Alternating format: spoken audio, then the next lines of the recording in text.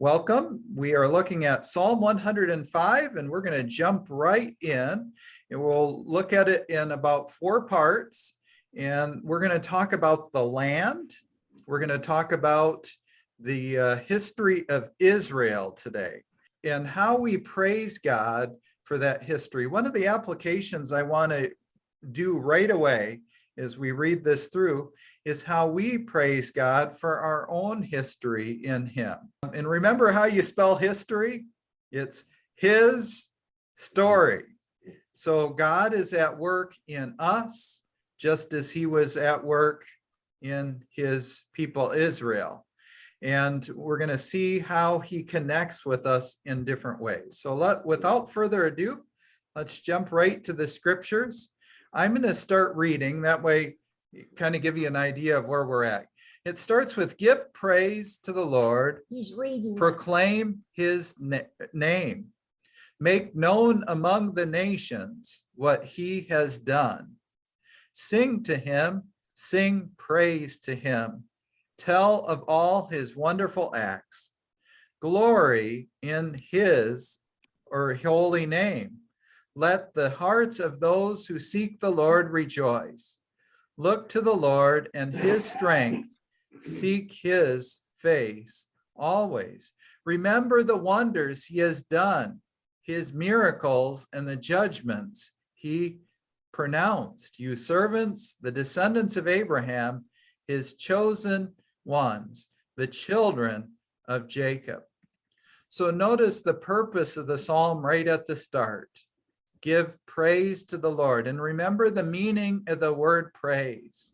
Praise simply means to tell about what the Lord has done. So it's just like praising your kid. Well, if you praise your kid, you tell him what he or she has done that is good.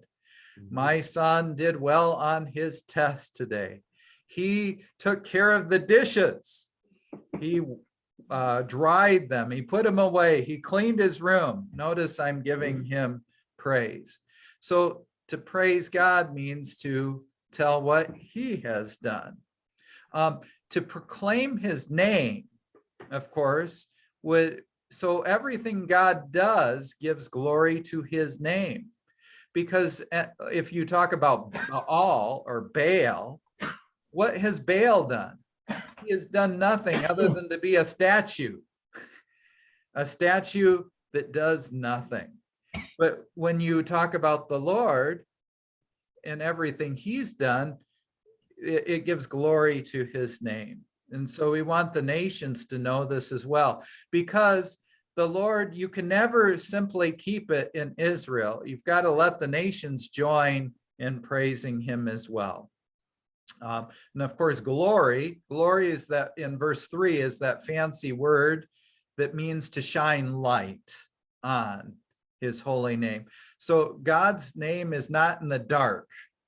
His name, if you glorify it, it means to turn a flashlight on, and so everybody can see His name, and they'll want to seek Him as well. Okay, so verse 5 and 6, we're going to remember the wonders He has done. And so this gives us a clue what the rest of the psalm is about. We're going to remember the wonders, the miracles.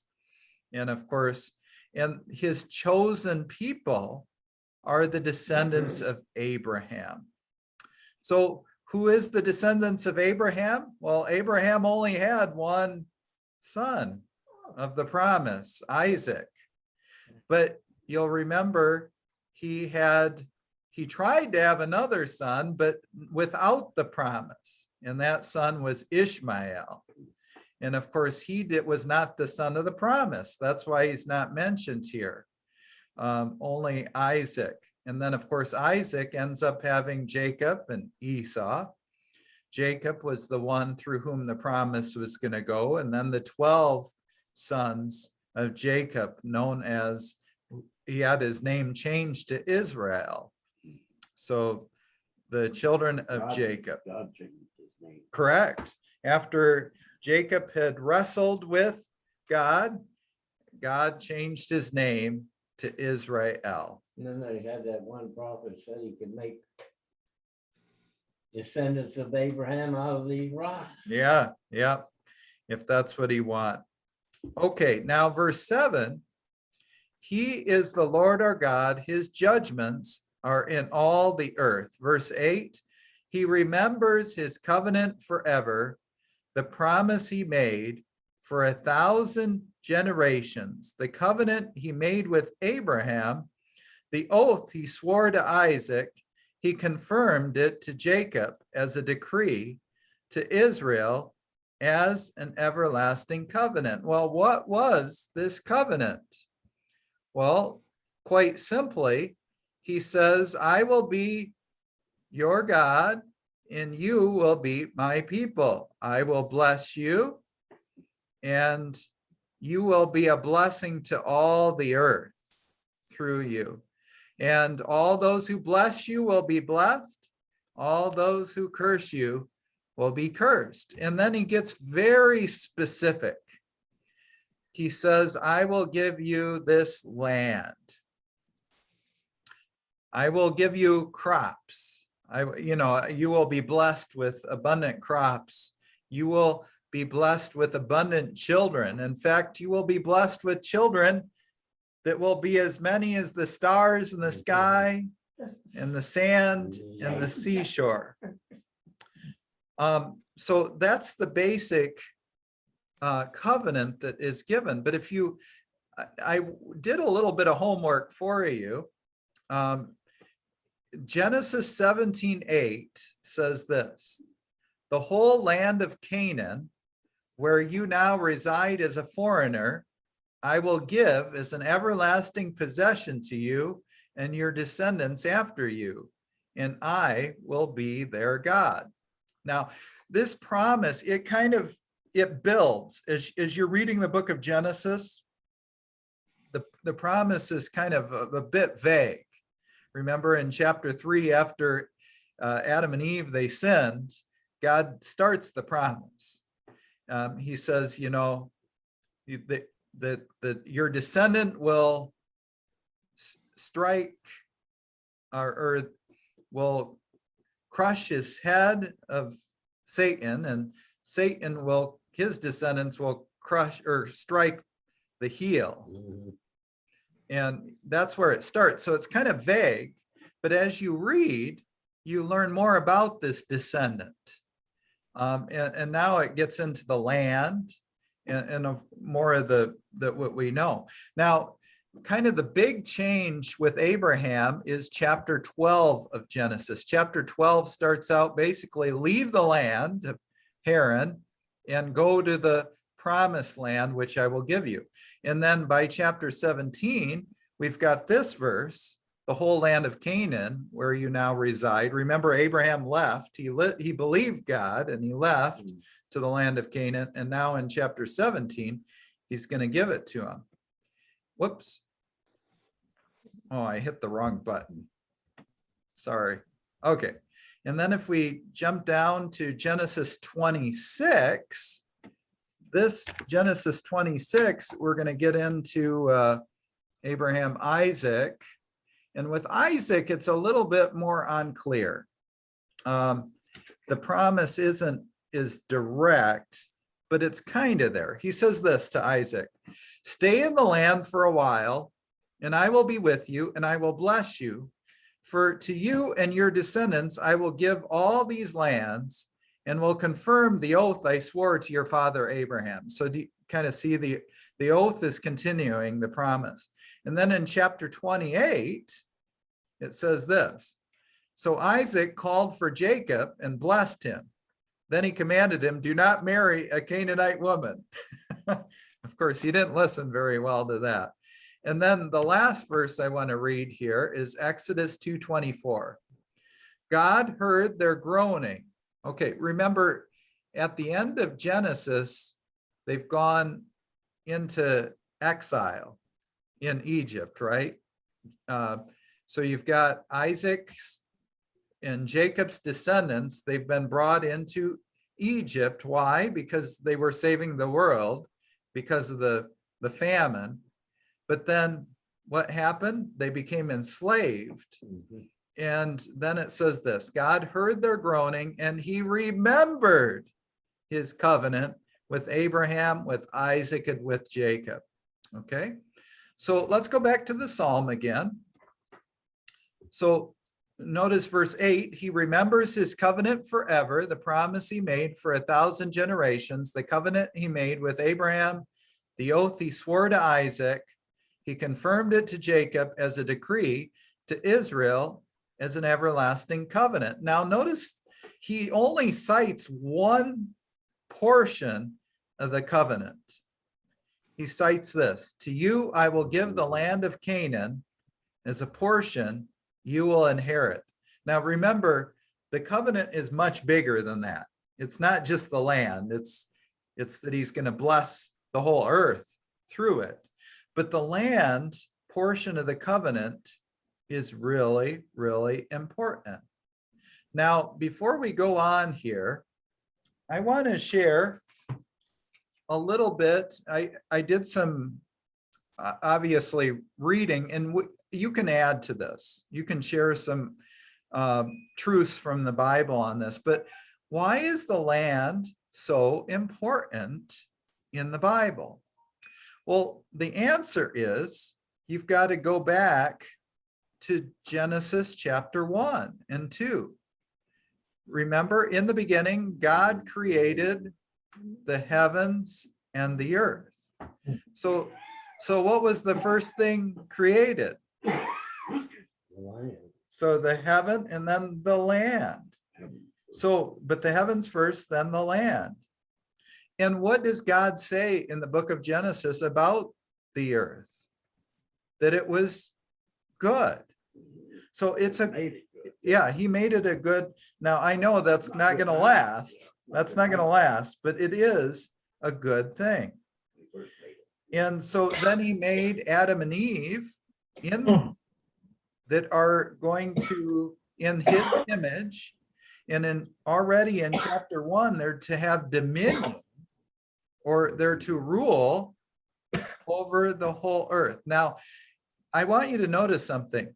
Nowhere does it say they own the land. In fact, they never own the land. The land is always something that he allows them to use.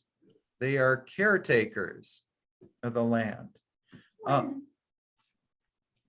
So many times it says in his image. Yes.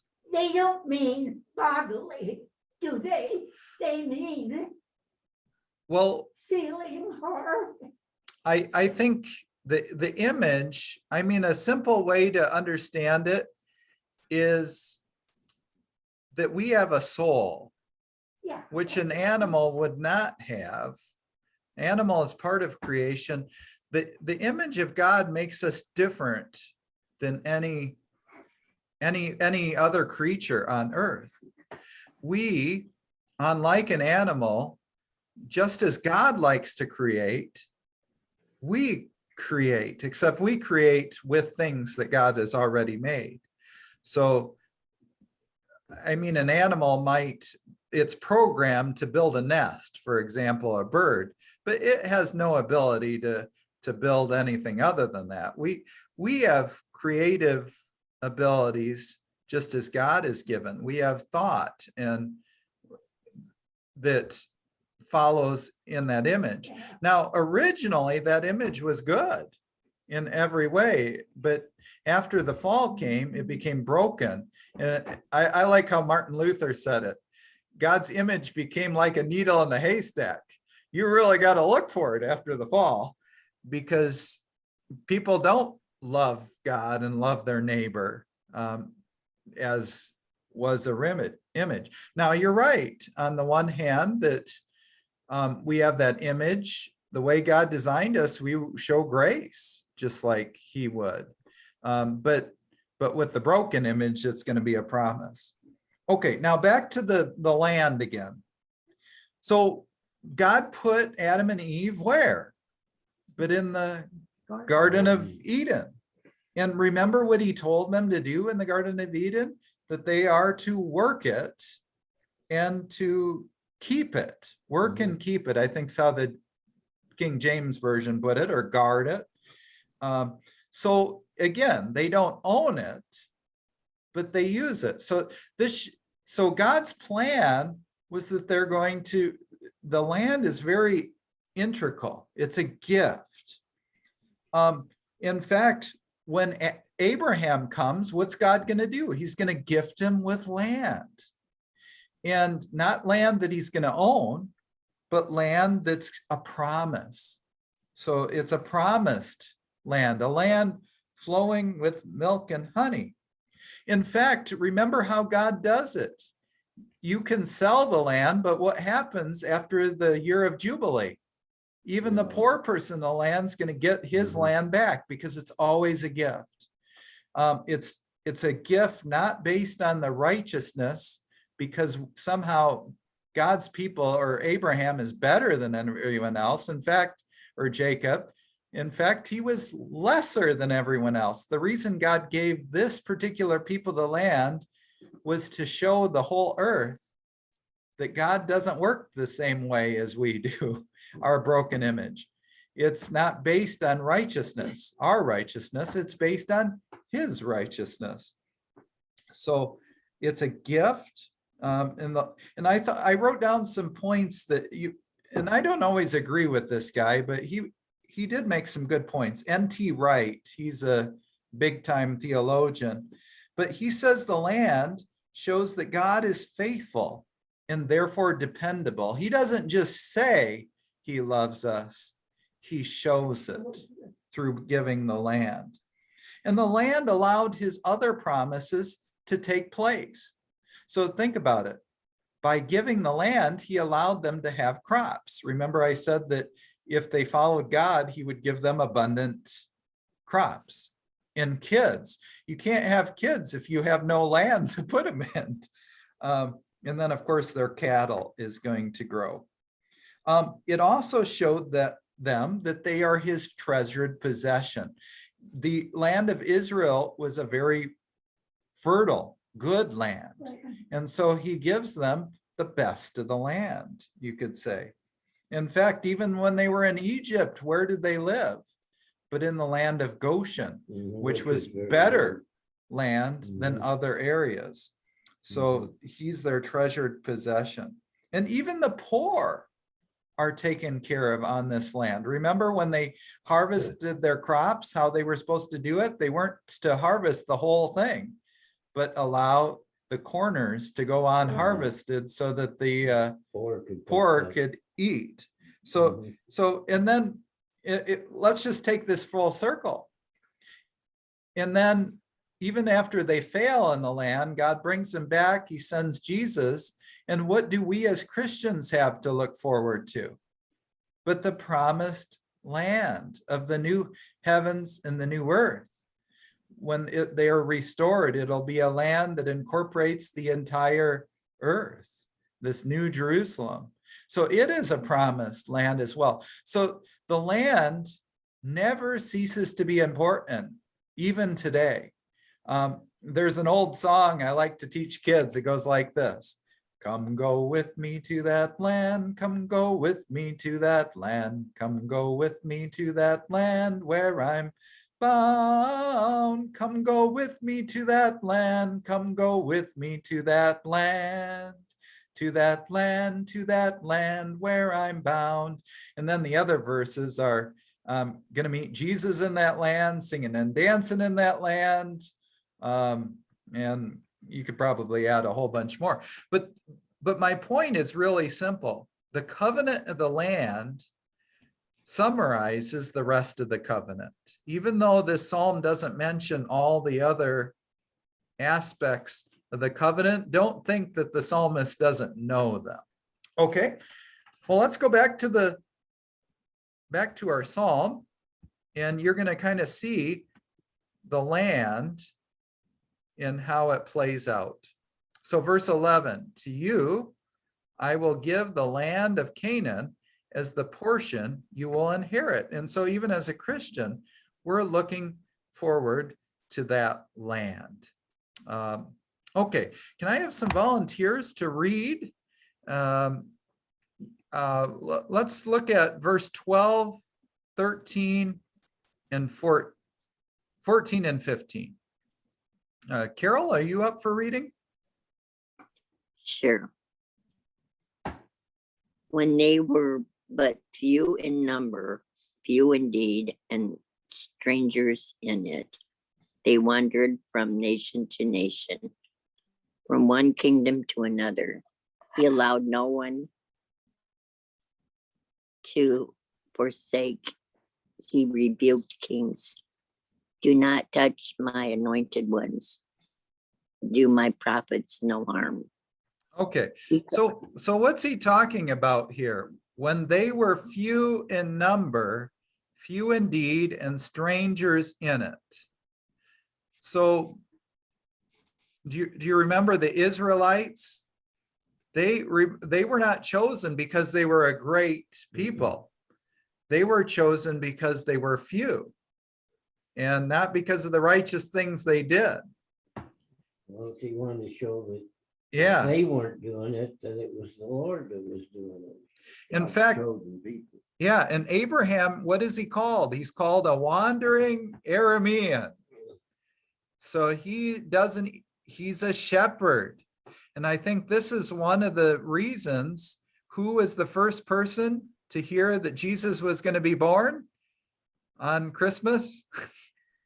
It's shepherds. Mhm. And I think that's no accident that God chose shepherds, or those that wandered. They weren't rooted in the land. No, they weren't owners of the land, they just Yep. used it and then moved on.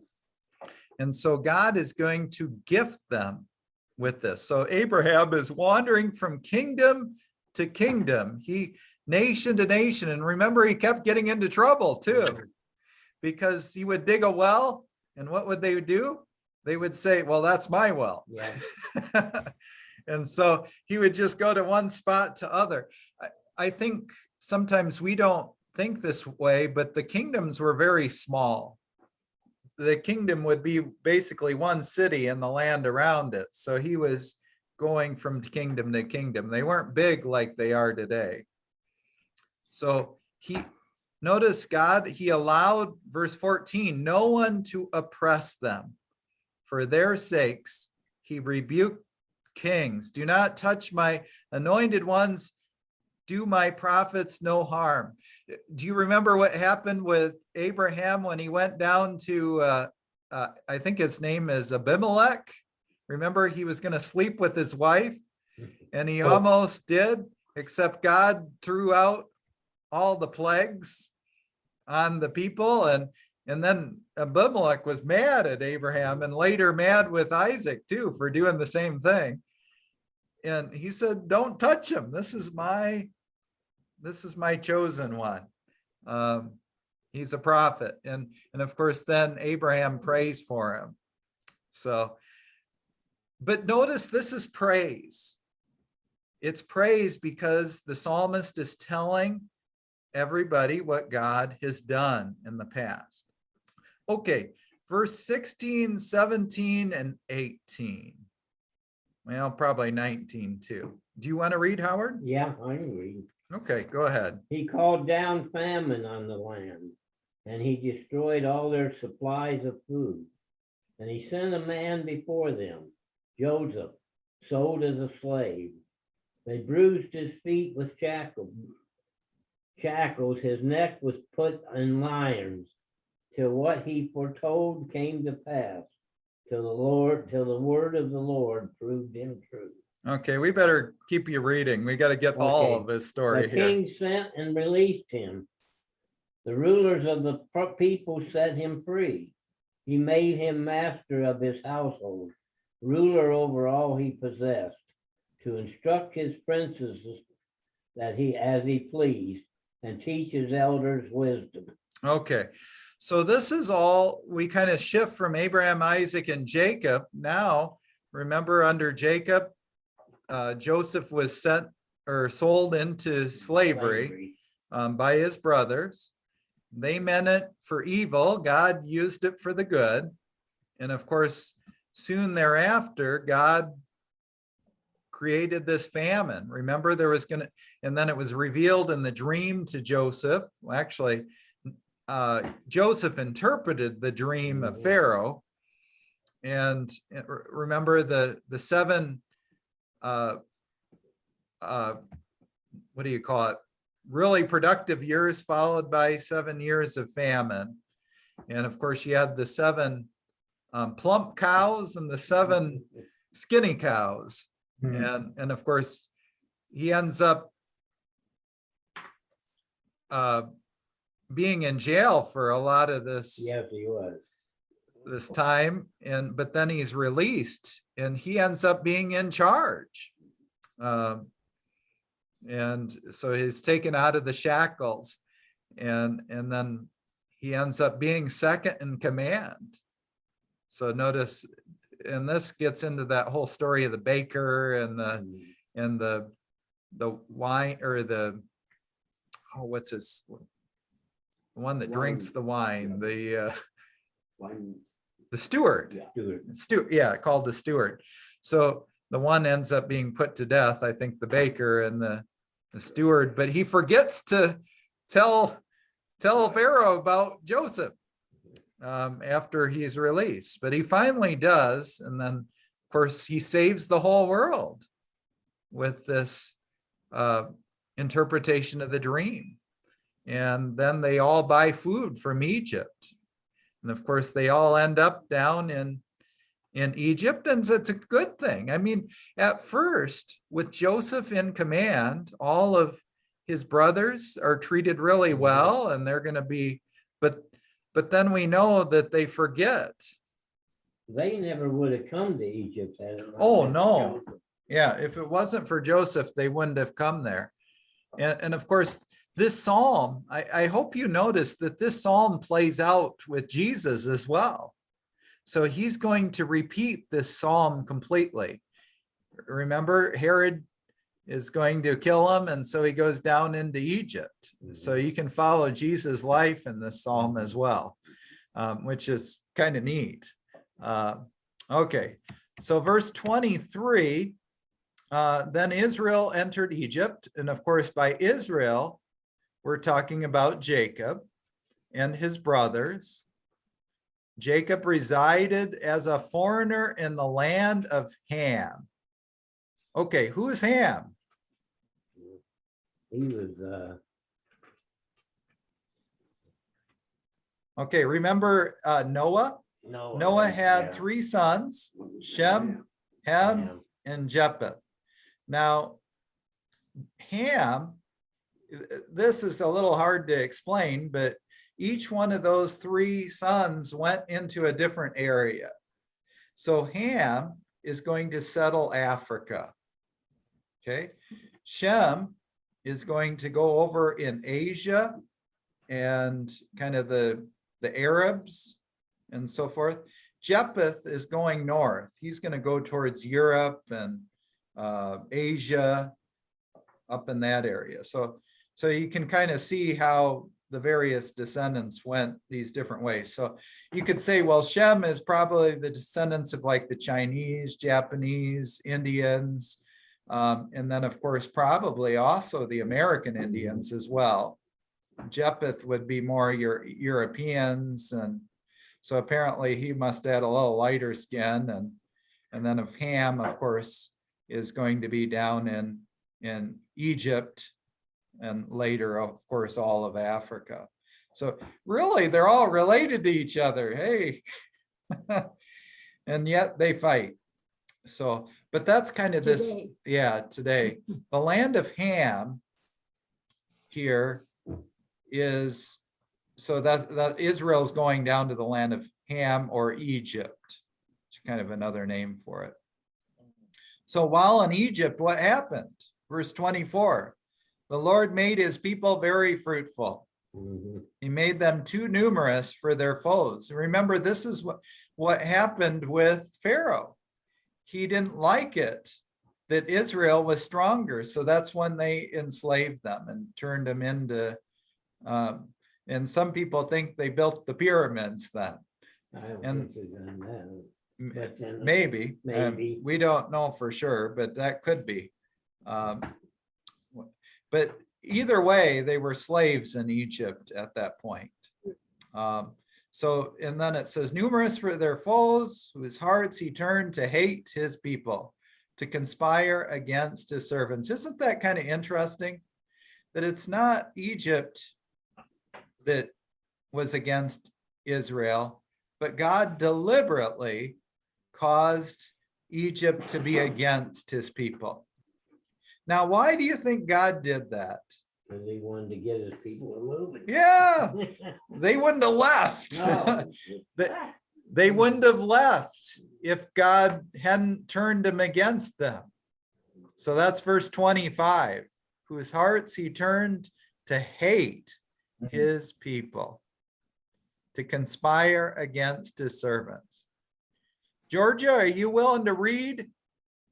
I You want? think not. Okay, that's okay. My voice is jerky. That's okay. Let's have Don, you want to read? Don't be Pick up silent. 26, 27, 28. Okay. Okay. He sent Moses his servant, and Aaron whom he had chosen. They performed his signs among them and wonders in the land of Ham. He sent darkness and made it dark, and they did not rebel against his word. Okay. So what's he talking about here? Now Moses, this is 430 years later. Moses, which is a son of Levi. So he's one of the 12 tribes of Israel. And Aaron is his brother. So God's chosen Moses to do this thing to help bring them out of Egypt. So what did Moses do? They perform signs. Like remember the one where he takes his staff and it becomes a snake? Yeah. And then he did the whole thing with putting his hand in the side and it becomes leprous, and then puts it back in and it's not. And so there's those signs, but then there's also the big signs, the 10 plagues. And that's what, and I'll let you, Don, you want to keep reading verse 28? We'll look at and read for a while there because we're going to look at the 10 plagues. He sent darkness and made it dark, and they did not rebel against his word. He turned their waters into blood and killed their fish. Their land abounded with frogs. Mhm. Even in the chambers of their kings. He spoke, and their king swarms of flies and lice in all their territories. He gave them hail for rain and flaming fire in their land. He struck their vines also in their fig trees and splintered the trees of their territory. He spoke, and locusts came, young locusts without number, and he ate up all the vegetation in their land and devoured the fruit of their ground. And he also destroyed all their firstborn in their land, the first of all their strength. Okay, so notice it's kind of a very quick summary of the 10 plagues. But again, this is a song. And so whether they're singing it in the church or in the temple, they're singing it together. This is a good way to, I think, teach kids, teach adults alike the story.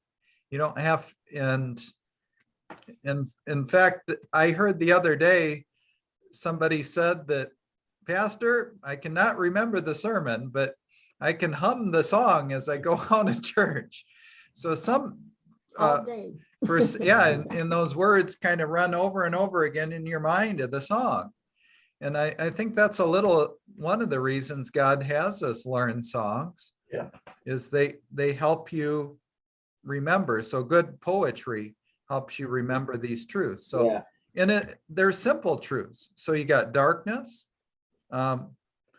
And notice he says, he sent darkness and made the land dark, for had they not rebelled against his words. So who rebelled against his words? Well, on the one hand, Egypt did, Yeah. but then Israel Yeah, too. Israel treated is going to rebel. And in fact, this verse is interesting. Here it says they did not rebel against his word. Yeah. Yep. No. They, They so did. he did it to save them. But if you live in darkness, that means you live apart from God. But do you remember what God did with Israel? So while it was dark in Egypt, it never became dark in the land of Goshen or Goshen. Mhm. It was still light. And remember, even with the frogs, there were no frogs in Goshen. So he treated them differently than the other place. So you got the frogs and the gnats and the locusts or the grasshoppers. A grasshopper and the locust is about the same thing. It's just a different kind of the. I wouldn't want them in my house Well, the locusts either did way. more damage than that. Yeah, yeah. Locust made too much Well, the noise. lice would have bothered me. Oh yeah, lice or these gnats, whatever they are. The gnats are still battling up. Yeah. And then the last one, verse 36, he struck down the firstborn. Yeah, that's Well, Yeah, this one's the straw that broke Yep. the camel's back finally. So then, Dolores, you want to finish us up? 37, 38, 39. Yeah. This is now he's going to lead him out of Egypt. Then he brought it, excuse me, then he brought Israel out with gold, silver and gold, and there was no one among their tribes who stumbled. Egypt was glad when they departed, for dread of them had fallen upon it. He spread a cloud over the covering and fire to give light by night. They asked, and he brought quail. They and gave them food from heaven in abundance. He opened the rock and water gushed out. It flowed through the desert like a river, for he remembered his holy promise and Abraham, his servant. Okay. So he remembers his promise and he's taking care of them while out in the wilderness. They're wandering. Now, this psalm only speaks of the positive. Did you notice that? There's no mention of, he just basically says he protects them with the cloud. It's like a covering. That's the idea. And the fire gives them light so they know where they're going. And he opened the rock, wasn't that the one where Moses got? Yeah, he got into trouble. Well, he Yeah. did it twice. He did it twice. The first time was fine. The second time he struck it when he wasn't supposed to. He was supposed to just speak to it. So, yeah, but he's only citing the positive things here. And they're basically his point is, look how God took care of them. And so we're praising him for taking care of the people's life. Because God remembered his covenant. So if we looked at Jesus in the same way, what did Jesus do? He did all those different signs showing that he is the one who saves us, not from Egypt, but from sin and death. He feeds us. Remember, he showed that he could feed 5,000 with the bread and the fish, just a few, but he feeds us not with bread and fish, but with the bread of life. His words, his, and you could say with the Lord's Supper, all these good gifts. He brings us through the water. Remember how he did, all the water's not mentioned here too much, but but Christ is, according to the New Testament, the rock out of which the water flows. So Jesus is this water. So the point is, even in the New Testament, you could say, well, now the land is lost. God doesn't care about his people. No, he did. He sent Jesus. That was the point. He doesn't forget his promise. He brings us into it. Okay, and then I'll read the very final verses. You see, this psalm goes really quick because all it's doing is retelling the story of what God has done. So he remembered his holy promise given to his servant Abraham. Verse 43, he brought out his people with rejoicing, his chosen ones with shouts of joy. He gave them the lands of the nations, and they fell heir to what others had toiled for. So this is referring to Joshua in entering into the promised land. And of course, it also refers to Jesus winning the battle on the cross so that we enter into the promised land as well. And what's the result? Verse 45, that they might keep his precepts and observe his laws. Praise the Lord. Or hallelujah. Yeah, the last word there. So God saved us. You've probably heard this before. God saved us. Why? So that we can serve him. God loved us so that we could in turn love him back and love our neighbor. In fact, isn't that the point of the 10 Commandments? Do you remember the first commandment? What it says?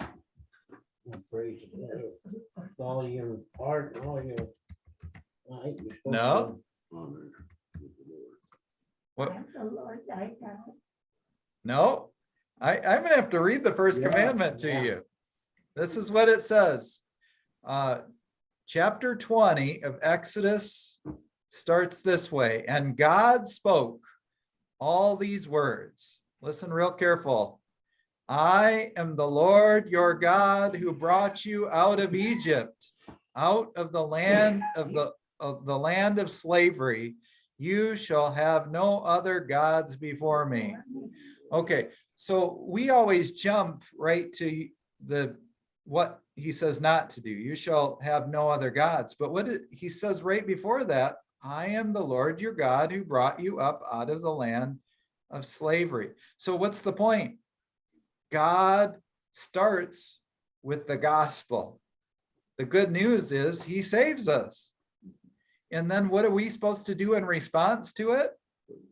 Serve him, have no other gods. In other words, you don't follow those other gods because they're nothing. They don't do anything, but I do. And that's the point of the Psalm too. Look what all he has done. This huge story of him bringing us out of Egypt. Now, what do? We keep the commandments, the precepts. Right. Yeah. And thank God for Jesus who saves us from failing in them. But if you go through all the commandments, they're simply loving God and loving neighbor. That's the response to those precepts. And of course, verse 7, you shall not misuse the name of the Lord your God. The Lord will not hold anyone guiltless who misuses his name. Isn't that kind of the point of this psalm as well? We want to praise and honor his name. Amazing how many people do that. Swear, Lord.